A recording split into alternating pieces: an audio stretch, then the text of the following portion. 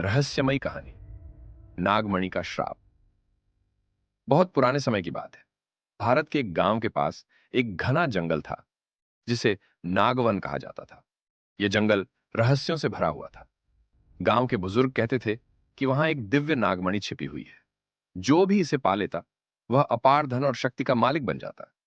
लेकिन इसके साथ ही यह भी कहा जाता था कि नागमणि की रक्षा एक नागराज करते हैं, और जिसने इसे लेने की कोशिश की, वह भयानक श्राप का शिकार हो जाता।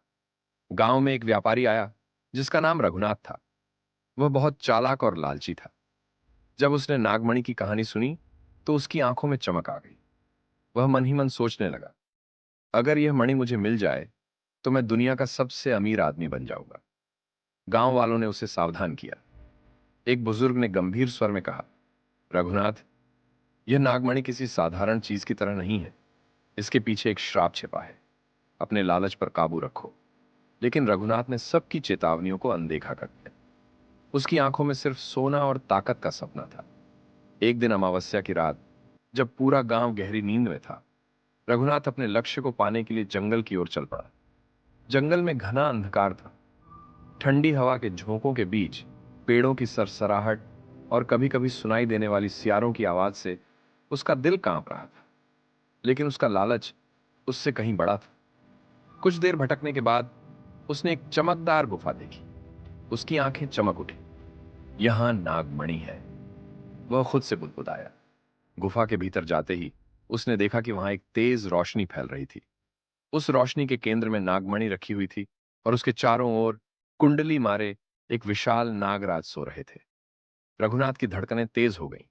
उसने मन ही मन सोचा, बस एक बार मणि मेरे हाथ में आ जाए, फिर ये नागराज मेरा कुछ नहीं कर पाएंगे। उसने धीरे धीरे नागमणि की ओर हाथ बढ़ाया। लेकिन जैसे ही उसने मणि को छूने की कोशिश की, नागराज फूंकारते हुए जाग गए। नागराज की आंखों में आग की लपटें थीं। उनकी फूंकार ने गुफा को गूंज से भर दिया।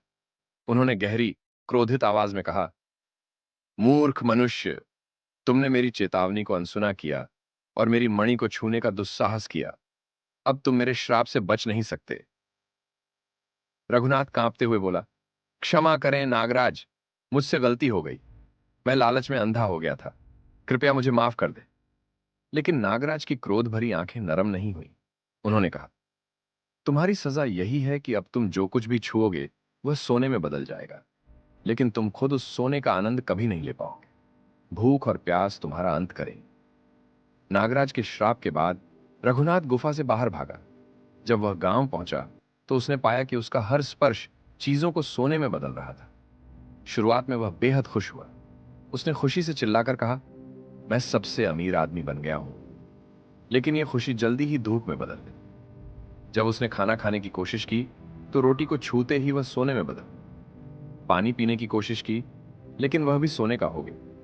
भूख और प्यास से तड़पता हुआ रघुनाथ समझ गया कि नागराज ने उसे कितना बड़ा श्राप दिया है। कुछ दिन बीतते बीतते रघुनाथ की हालत बिगड़ने लगी। उसने जो भी छुआ, वह सोने में बदल गया। लेकिन वह खुद भूखा और अकेला रह।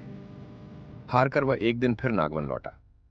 वह नागराज के सामने गिर पड़ा और फूट फूट कर रोते हुए बोला, मुझे माफ कर दो नागराज। मैं अपनी गलती मानता हूं। यह श्राप मेरी जिंदगी को नर्क बना चुका है। कृपया मेरी सजा खत्म कर दो।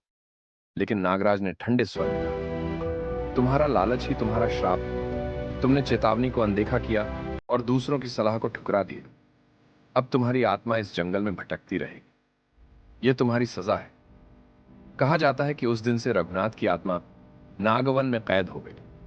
आज भी लोग कहते हैं कि अमावस्या की रात को नागवन से एक दर्द भरी आवाज सुनाई देती है, लालच मत करो, वरना तुम्हारा भी यही अंजाम होगा। शिक्षा इस कहानी से हमें यह सीख मिलती है कि लालच एक विनाशकारी जहर है। हमें अपनी इच्छाओं पर काबू रखना चाहिए और सच्चाई और संयम का मार्ग अपनाना चाहिए।